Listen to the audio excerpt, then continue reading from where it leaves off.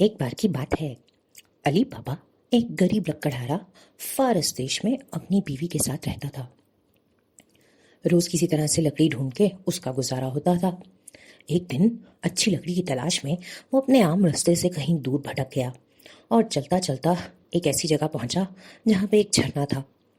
झरने का पानी पी के छाँव देख के अली बाबा कुछ देर आराम करने के लिए बैठा। तभी उसने देखा कि चोरों का एक गिरोह दौड़ा चला आ रहा है। 40 चोर 40 बड़े बड़े घोड़ों पर सवार उस झरने की तरफ आ रहे थे। उन्हें आता देख के अली बाबा डर गया। वो अपने गधे के साथ था। उसने अपना गधा खींचा और एक बड़े से पत्थर के पीछे जाके छुप गया। देखते ही देखते वो सभी चोर उस झरने के सामने आके रुके और उनके सरदार ने एक बुलंद आवाज में बोला, खुल जाओ सिम सिम। जैसे ही सरदार ने ये बोला, वो झरना बहना बंद हुआ और उसके पीछे के सब पत्थर इधर उधर हट गए और पीछे से एक गुफा जाहिर हुई। 40 चोर अपने सरदार के साथ घोड़ों समेत उस गुफा के अंदर चले गए और वो जादुई गुफा खुद ब खुद बंद हो गई। अली बाबा ये देख के हक्का बक्का रह गया। उसे यकीन ही नहीं हुआ कि ऐसा भी कुछ हो सकता है। कितनी देर तक तो वो यही सोचता रहा कि इस जादुई गुफा में क्या होगा। और इससे पहले कि वो कुछ और करता, गुफा का दरवाजा फिर से खुला और वो सब के सब 40 चोर वापस बाहर अपने घोड़ों पर सवार भागे भागे किसी दूसरी जगह चले गए। अब अली बाबा ने सोचा क्यों ना जाके देखा जाए कि क्या गुफा उसके कहने पे भी खुलेगी। तो वो भी अपने गधे को लेके वहां गया और उसने जोर से बोला, खुल जा सिम सिम। और देखो वो गुफा खुल गई। हैरान और अपनी किस्मत पे यकीन ना आने के बावजूद भी अली बाबा हिम्मत करके गुफा के अंदर गया और अंदर उसने देखा हीरे मोती जवाहरात सोने चांदी हर तरह का खजाना। देख के अली बाबा की आंखें चौंधिया गईं। लेकिन अपने दिल पे काबू करते हुए उसने कुछ सोने के सिक्के उठाए, अपने गधे को खींचा और दुम दबा के वहां से भागा। घर आके उसने अपनी बीवी को दिखाया कि वो कहाँ से सोना लेके आया है और कैसी जादुई गुफा में वो गया था। उसकी बीवी को भी यकीन नहीं हुआ, लेकिन वो सोना तो असली था और उस सोने का इस्तेमाल करके अली बाबा और उसकी बीवी ने अपनी गरीबी मिटाई। देखते ही देखते उनके दिन अच्छे हो गए। अच्छा खाने को, अच्छा पहनने को आ गया। ये देख के अली बाबा के भाई कासिम को बड़ी जलन हुई। वो भी पहुंचा अली बाबा के पास और बोला, अली बाबा मुझे नहीं बताओगे कि तुम्हारे दिन ऐसे कैसे बदल गए। तो अली बाबा बोला, अरे भाई कासिम, तुम तो मेरे सबसे प्रिय हो, तुम्हें कैसे नहीं बताऊंगा, मैं ज़रूर बताऊंगा।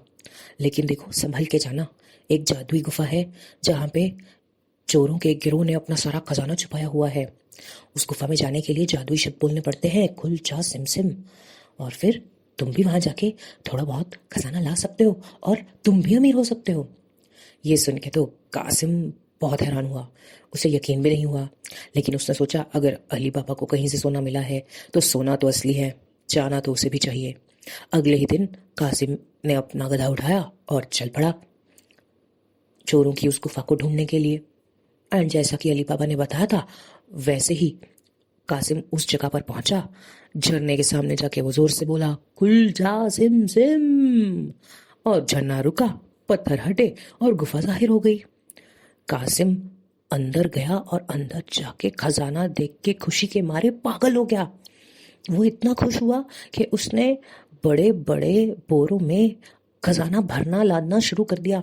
हर जगह से हीरे मोती जवाहरात सोना चांदी सब तरह का खजाना उसने लादा। उसका गधा थक के गिरने के लिए तैयार था, लेकिन कासिम नहीं रुक रहा था। खैर कई घंटे होने के बाद कासिम ने सोचा अब मुझे यहाँ से भाग जाना चाहिए इससे पहले कि चोर वापस आए। लेकिन जब कासिम वापस गुफा के दरवाजे पे गया तो उसे वो जादुई शब्द भूल गए थे। अपनी खुशी में वो भूल चुका था कि उसे क्या बोलना है। उसने बहुत मिन्नतें की गुफा से। उसने कितने अलग अलग शब्द बोले, खुल जा गुली गुली, ए गुफा तुझे मेरे रब का वास्ता, खुल खुल सामा सामा, खुल जा शोनू, खोल दे से। लेकिन गुफा नहीं खुली। और इससे पहले कि कासिम को वो शब्द याद आते, उसे बाहर से घोड़ों के भागने की आवाज आई और बाहर से चोरों के सरदार ने जोर से बोला, खुल जाओ सिम सिम। और बेचारा कासिम पकड़ा गया। चोरों ने देखा कि ये एक अजनबी उनकी गुफा में घुस आया है और उनका खजाना चुरा रहा है। तो उन्होंने कासिम को पकड़ के खूब सजा दी, बहुत मारा और उसका हाल बेहाल कर दिया। रात होते तक भी जब कासिम घर नहीं आया तो अली बाबा को बहुत चिंता हुई। उसने सोचा ज़रूर कुछ बुरा हुआ है। अगले दिन सुबह सुबह वो अपना गधा लेके गया और उसने देखा कि उस गुफा के बाहर कोई पता ठिकाना नहीं है कासिम का, ना ही उसके गधे का। उसने इंतज़ार किया चोरों के वहां से जाने का, और जब गुफा खुली और चोर गए तो अली बाबा चुपके चुपके फिर से खुलचा सिम सिम करके गुफा में घुस गया। अंदर जाके उसने जब देखा कि उसके भाई का कितना बुरा हाल है तो अली बाबा बहुत दुखी हुआ। उसका दिल ही टूट गया, वो बहुत रोया। किसी तरह से उसने कासिम को अपने गधे पे लादा और घर ले आया, और उसने अपनी बीवी को भी बताया कि क्या बुरी खबर है। और इस दौरान जब चोर वापस आए और उन्होंने देखा कि गुफा में अब कासिम नहीं है, तो उन्हें पता चल गया कि कोई दूसरा अजनबी भी है जिसे उनके गुफा और खजाने का राज पता है। तो उन्होंने ये सोचा कि अब हमें पता लगाना है वो दूसरा अजनबी कौन है और उसे ख़त्म करना है, वरना वो हमारा सारा खजाना चुरा लेगा और हमारा राज खोल देगा। चोरों ने मिल के उस अजनबी, जो कि अली बाबा था, उसे ढूंढना शुरू किया और अपने सोने पे निशान लगाए। तो अली बाबा कई दिन बाद जब दोबारा उस गुफा में थोड़ा सा सोना लेने पहुंचा, जो सोना वो लेके गया उससे चोरों को पता चल गया कि वो सोना अली बाबा है जो चुरा रहा है। अब चोरों ने उसे खत्म करने के लिए एक तरकीब निकाली।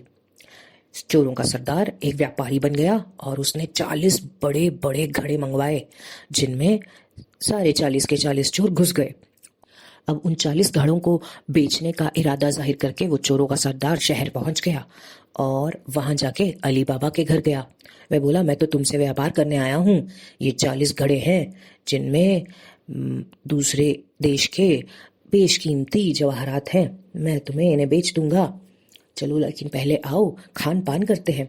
अली बाबा और चोरों का सरदार खान पान करने गए। लेकिन अली बाबा की एक गुलाम थी मर्जीना।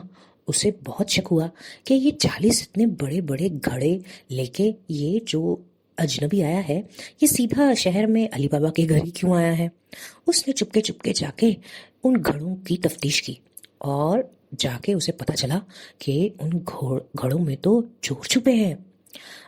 उसे समझ आ गया कि वो उसके आका अली बाबा को कुछ ना कुछ मुसीबत में डालेंगे। तो मर्जीना ने कितना सारा तेल गरम किया और वो उबलता उबलता तेल उन 40 घड़ों में एक एक करके डाल दिया और उन चोरों को वही खत्म कर दिया। और फिर मर्जीना गई अली बाबा के पास और उसने बताया कि ये जो अजनबी व्यापारी है, ये कोई व्यापारी नहीं, ये चोरों का सरदार है, जिसने यहाँ पे आने का असली इरादा है तुम्हें नुकसान पहुंचाना और इस शहर को भी नुकसान पहुंचाना। ये सुन के अली बाबा और मर्जीना उस सरदार से लड़े और उसे हरा दिया उन्होंने। सभी 40 चोरों और उनके सरदार का खात्मा करने के बाद अली बाबा ने मर्जीना को गुलामी से आज़ाद कर दिया।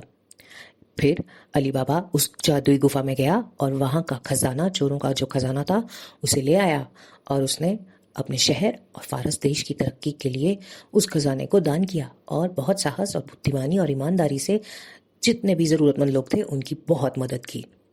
इस तरह से अली बाबा ने 40 चोरों के खजाने को एक अच्छी इस्तेमाल में लाया, और इससे हमें ये सीख मिलती है कि ईमानदारी, बुद्धिमानी और साहस से किसी भी मुसीबत से जीता जा सकता है और अपने दिन अच्छे किए जा सकते हैं। तो ये थी कहानी अली बाबा और 40 चोरों की।